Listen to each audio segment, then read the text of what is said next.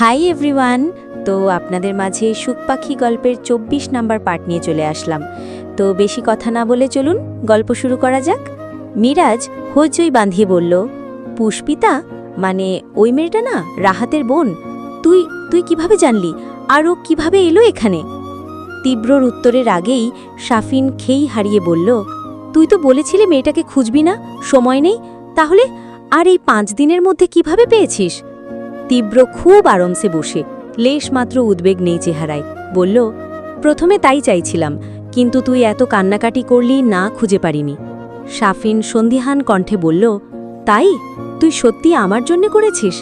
তীব্র নৃ নাচালো, এছাড়া আর কোনো কারণ আছে তোর কাছে? আবার আহাম্মকের মতো বলে বসিস না আমি মেয়েটার প্রেমে পড়ে সব করলাম। মুশফিক এটাই বলতে চাইছিল, জিভ থেকে খসার আগেই তালা ঝুলিয়ে দিল তীব্র। সে চুপটি করে চোরের মতো গিলে ফেলল কথাটা। আরমান অবাক হয়ে বলল, কিন্তু এত বড় শহরে এত দ্রুত পেলি কি করে? আমি তীব্র রেজা তালুকদার আরমান, গাছের শিকড় সমেত তুলে আনতেও ১ সেকেন্ড লাগে না। দর্পযুক্ত বাক্যটায় আরমান মাথা ঝাঁকালো, প্রকাশ পেল তার নীরব সম্মতি। শাফিন বারবার ঘাড় ঘুরিয়ে বাড়িটাকে দেখছে, ওর চোখের ভাষা ভিন্ন। তীব্র কোঁশ করে শ্বাস ফেলে বলল, মেয়েটির কলেজে লোক লাগিয়েছিলাম, সেই অনুযায়ী এই অবধি পৌঁছেছি। মেয়েটা এখন ওর বান্ধবী আর তার মায়ের সাথে থাকে। ৩ তলার প্রথম বাসাটাই ওদের। ওরা কথাগুলো শুধু শুনলই না, সাথে ফ্যালফ্যালে নেত্র ঝাপটে তীব্রকে দেখছে। বন্ধুর লম্বা হাতের ব্যাপারে তারা জ্ঞাত, অথচ আজ যেন বিন্দুমাত্র সন্দেহেরও জায়গা রাখেনি তীব্র। ৫ দিনে পুরো জ্ঞাতিকুল জেনে নিল যে তাকে নিয়ে সন্দেহ করবে কার সাধ্যি। শাফিন বাড়ির দিক চোখ রেখে ঠোঁট নেড়ে বলল, তাহলে এখন আমরা কি করব? যাব ভেতরে? না। শাফিন ফিরে চায়। তবে? তীব্র নিশ্চুপ, এই কথার জবাব দেয়নি। তবে অপ্রস্তুত বন্ধুদের পেছনে হেলে দিয়ে টান বসালো জিপে। দালান ছেড়ে কিছুটা সামনে গিয়ে থামালো এবার। পিছু চেয়ে একবার রংচটা নিবাসে চোখ বোলালো। ২ অক্ষিতে তার কিছু আছে, ভীষণ গাঢ় আর অন্যরকম কিছু। নুহা আজ ব্যস্ত, রান্নাঘর বসার ঘরে নিরন্তর ছোটাছুটি চলছে। আর এই ছোটাছুটি খুব মন দিয়ে দেখছে পুষ্পিতা। নুহা তাকে বসিয়ে রেখেছে খাবার টেবিলের এখানে, কড়া করে বলেছে, তোর রান্নাঘরে উঁকি দেওয়াও বারণ। কাল থেকে ইউটিউবে একটা রান্নার রেসিপি দেখে দেখে মুখস্থ করেছে নুহা, ইটালির বিখ্যাত একটি পদ। সকালে নাস্তা খেতে বসেই মা আর পুষ্পিতার সামনে সগৌরবে ঘোষণা দিয়েছে এই রান্না সে নিজের হাতে করে খাওয়াবে আজ। পুষ্পিতাও পুতুলের মতো বসে রয়েছে তাই। কিন্তু নুহা পড়েছে বিপদে। এমন ভাব নিয়ে ঘোষণা দেওয়াটা একদম উচিত হয়নি ওর। এখন যদি সবকিছু পারফেক্ট না হয় তখন ইজ্জত থাকবে? সমস্যাটা যদিও সেখানে নয়, সমস্যা হলো রান্না করতে গিয়েই সে আবিষ্কার করেছে যা যা লাগবে তার অনেক কিছুই বাড়িতে নেই, থাকার কথাও না। এরকম হিজিবিজি রান্না তো পূর্বে বাড়িতে হয়নি। মা ছুটির দিন বাঙালি রান্না করেন, মাঝে মধ্যে ক্লান্ত লাগলে শুয়ে বসে বিশ্রাম নেন। বুয়ার রান্নাই খেতে হয় তখন। সে নিজেও চা কফি বানানো ব্যতীত ওখানে যায় না। তাহলে কি নেই কি আছে কিভাবে জানবে? এই নিয়ে দারোয়ানকে নুহা ২ বার সুপার শপে পাঠিয়েছে, কিন্তু শেষবার খেয়াল করল টমেটো আর সোয়া সস আর লেটুস পাতা নেই। নুহা আহত হল ফ্রিজ ঘেটে। শেষে শ্রান্ত ভঙ্গিতে এসে পুষ্পিতার পাশের চেয়ারে ধপ করে বসে পড়ল। গালে হাত দিয়ে হতাশ কণ্ঠে বলল, আমার আর রান্না হলো না রে। পুষ্পিতা দীর্ঘশ্বাস ফেলল, বলল, আমি রান্না করে দিই? তুই পারবি না, আর এটাতে অনেক কিছু লাগবে, সবই আনালাম, কিন্তু আসল যেটা লাগবে সেটাই নেই। এখন দারোয়ান চাচাকে দোকানে পাঠাবো কিভাবে? ২ বার গিয়েছেন, এবার গিয়ে কিছু বললে চেতে যাবে, আম্মুকে নালিশও করতে পারে। পুষ্পিতা বলল, তাহলে এখন কি করবি? আচ্ছা, আমরা এখন অন্য কিছু রান্না করি, পরে না হয়। নুহা উঠে দাঁড়িয়ে গেল, দৃঢ় গলায় বলল, না, নিশিথা নুহা যখন একবার ঠিক করেছে সে রাঁধবেই, তখন সে রাঁধবেই, তাতে যাই হয়ে যাক। পুষ্পিতাও দাঁড়ালো ওর দেখা দেখি, বলল, কিন্তু বললি তো অনেক কিছু নেই। নেই তো কি, তাই বলে থেমে যাব? আমি যাব নিচে, নিয়ে আসবো যা যা লাগবে, চল। পুষ্পিতা ভীত কণ্ঠে বলল, আমিও যাব?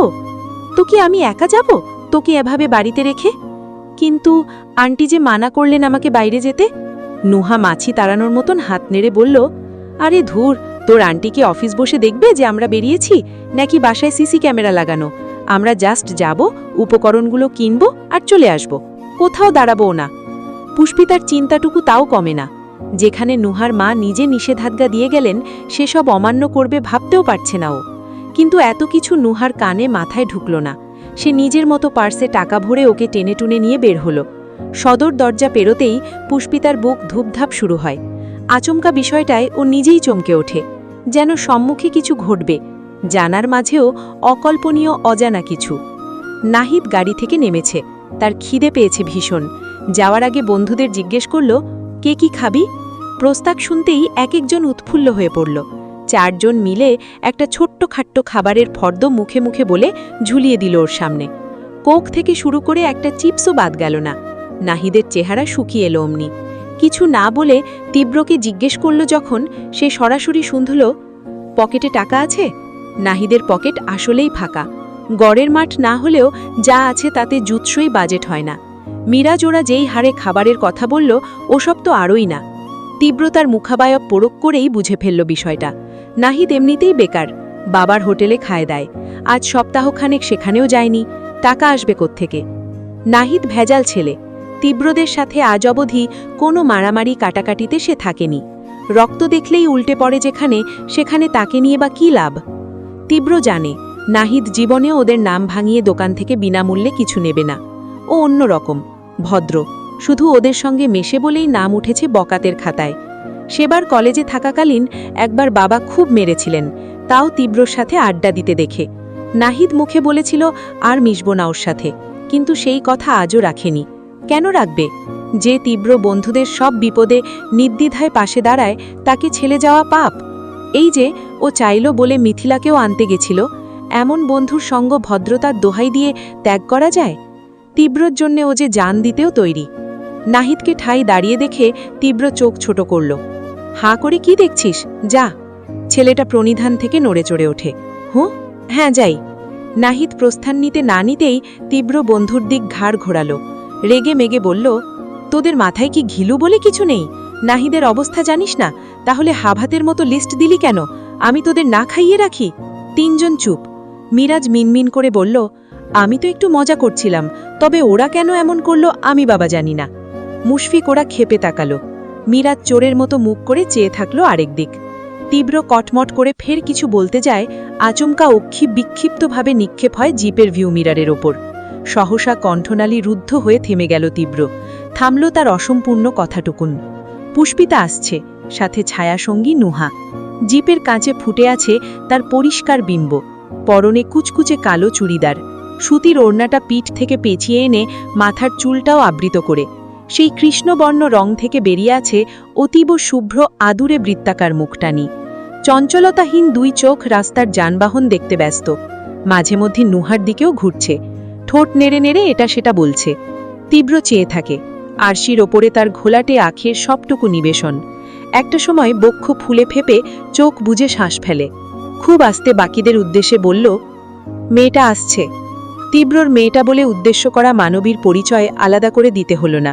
বিগত দিনগুলোয় এতবার শুনেছে সবাই, মুখস্থ এখন। সাফিন তত্র লাফিয়ে শুনল, কই কই? পেছনে। একযোগে তাকালো ওরা। পুষ্পিতাকে দেখতেই চিনে ফেলল। আরমান বলল, এখন কি করব? আমরা কি আবার ওকে কিডন্যাপ করে নিয়ে যাব, নাকি ভালো ভালো ব্যবহার করে বাড়ি ফেরার কথা বলবো? এদিকে নুহা বকবক করছে। সে আসলেই ভরাডুবি দুশ্চিন্তায়। প্রেস্টিজ যে করে হোক বাঁচানো চাই। বলল, আমার তো কাঁচা টমেটো লাগবে রে পুষ্পিতা, সব ভ্যান দেখি পাকাটা দিয়ে ভর্তি। পুষ্পিতাও আশেপাশে খুঁজছে, কোনো সবজির ভ্যানেই কাঁচা টমেটো নেই। নুহার একটা সময় চোখ পড়ল রাস্তার ওই পারের ভ্যানগুলোতে। খুব সামান্য পাক ধরেছে টমেটো ভর্তি একটা ভ্যান দেখেই বলল, ওই তো, চল। পুষ্পিতা একটু শঙ্কিত। ছোট থেকে শহরে বড় হলেও একা একা চলেনি। এরকম ব্যস্ত রাস্তা পার হতে ভেতর ভেতর ভয় পাচ্ছে। নুহা বিষয়টা বুঝল, নিজেই বলল, আচ্ছা এক কাজ কর, তুই এখানেই দাঁড়া, আমি যা যা লাগে নিয়ে আসি। আমি একা দাঁড়িয়ে থাকবো? রাস্তায় এত লোক, আর বলছিস তুই একা? আমি যাব আর আসব।